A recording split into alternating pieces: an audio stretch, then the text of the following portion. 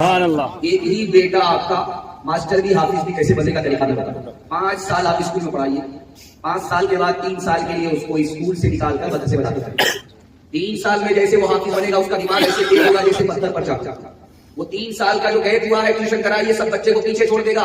آپ نے اسی ہندوستان کی تاریخ دیکھی, روڑکی کا لڑکا تھا حافظ قرآن تھا, سب کو امتحان میں کمپٹیشن میں اس نے پیچھے چھوڑ دیا, سب سے آگے نکل گیا. جانتے ہیں کیوں؟ جس کے لیے قرآن آسان اس کے لیے دنیا کی کوئی کتاب مشکل نہیں ہو سکتی.